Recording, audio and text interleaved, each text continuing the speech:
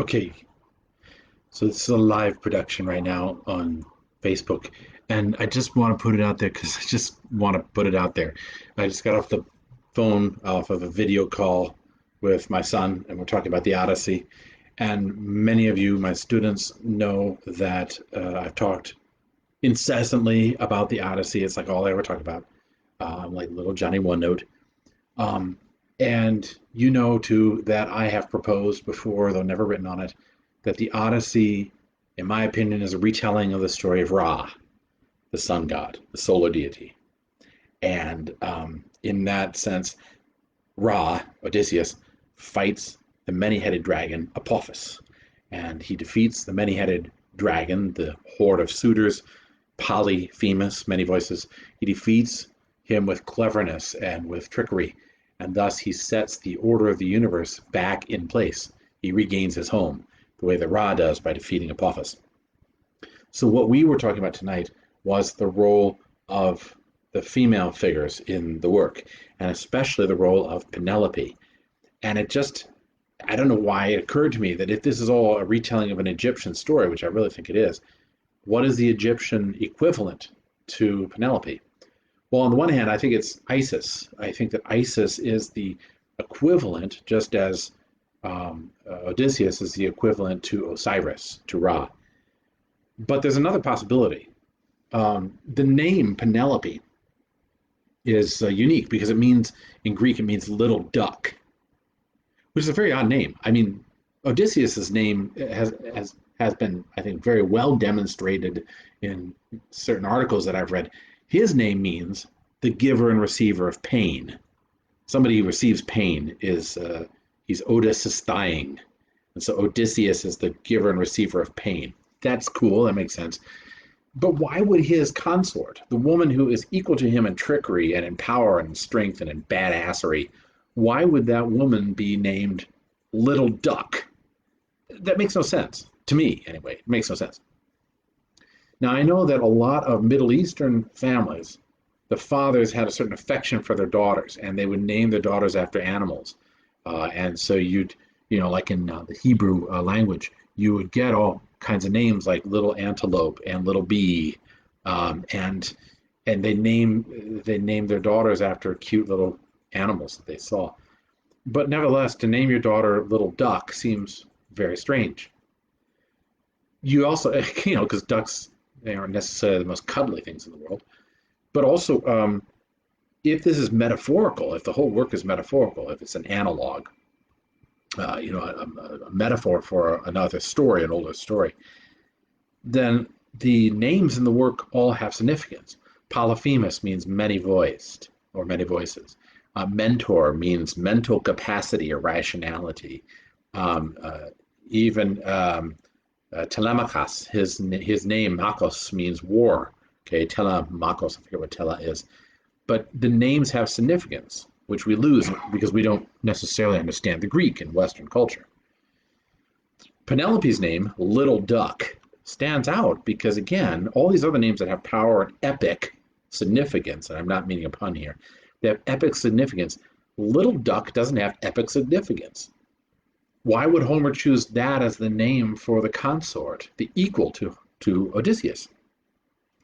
Well, on the one hand, it's traditional, right? Because there were lots of other stories of Odysseus and Penelope floating around there in the ninth century BC when Homer was telling his story.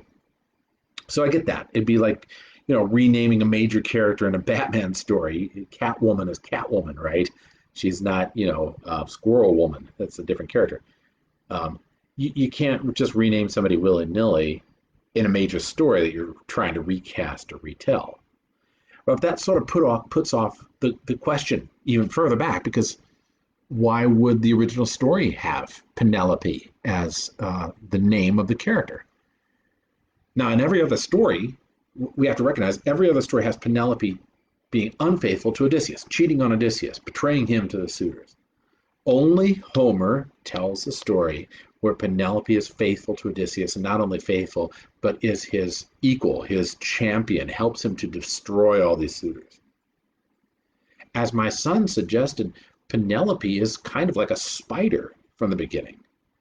She weaves a web in the form of the tapestry and then unweaves it every night.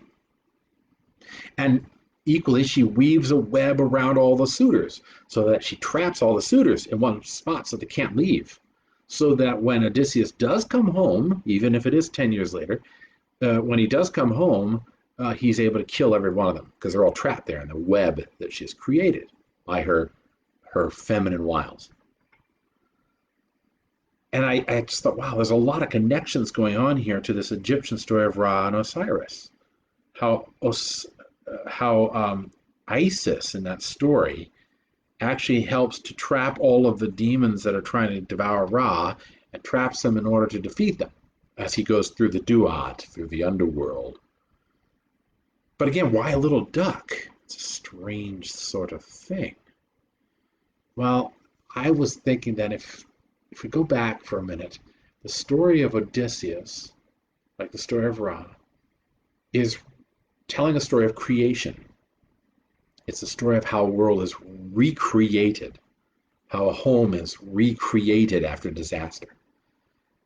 And Ra, the sun god, the solar deity, Osiris, Odysseus, restores order from the jaws of the chaos dragon that seeks to devour the world. And into that, then we have a peaceful world that a new life can emerge from. That's a creation story.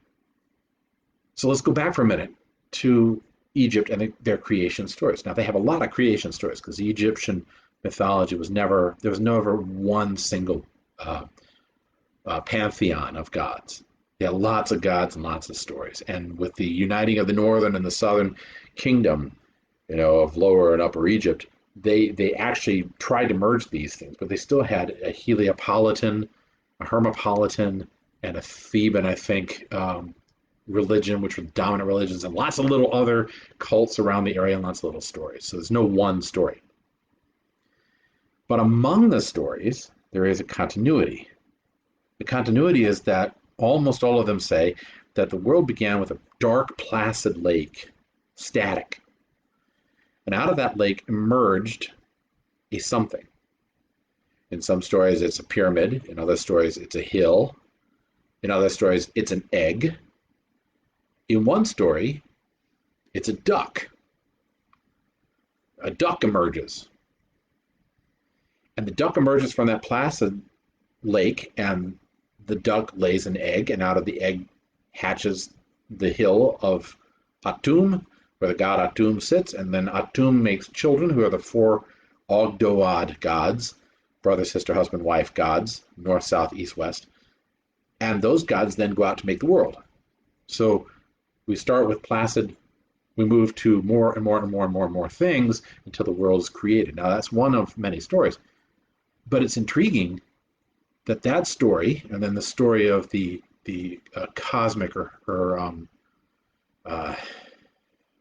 primordial egg, share a commonality of duckness being the very first thing that starts the world going. Creation comes from the duck. Now, if that's the Egyptian story, does that mean then, on the one hand, do we get the age-old philosophical question of which comes first, the chicken, the duck, or the egg? Is that where we get that funny little philosophical thing that we learned as kids? But more to the point, is that where the image of Penelope, the little duck, comes from? Once the halls are cleansed of all the suitors and the rebellious maids, who themselves, by the way, represent rebellious demons, rebellious deities that have sided with the many-headed dragon Apophis, Apep. Once the hall is cleansed, what's the first thing that Odysseus and Penelope do? They go to bed. They go to bed. They create new life. That's amazing to me, that would be the first thing they do. New life is created out of the stillness of the now cleansed house. And that little duck being the thing out of which the egg comes, the new life emerging, the little duck could be Penelope.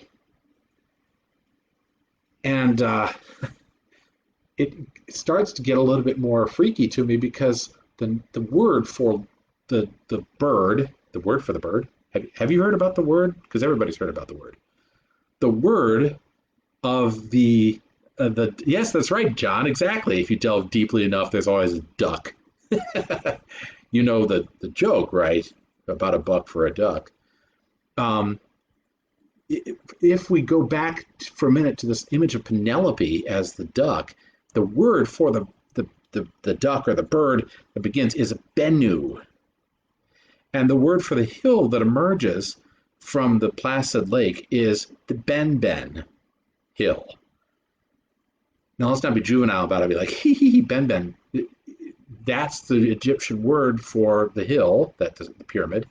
That's also the word for the bird that emerges first. And Bennu or Ben is not a very big linguistic step to Penelope.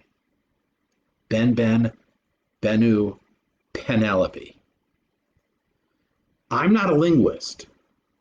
I don't know for certain whether this is a false derivation or not, but it is fascinating to think that there are these connections, at least three that I think are pretty valid.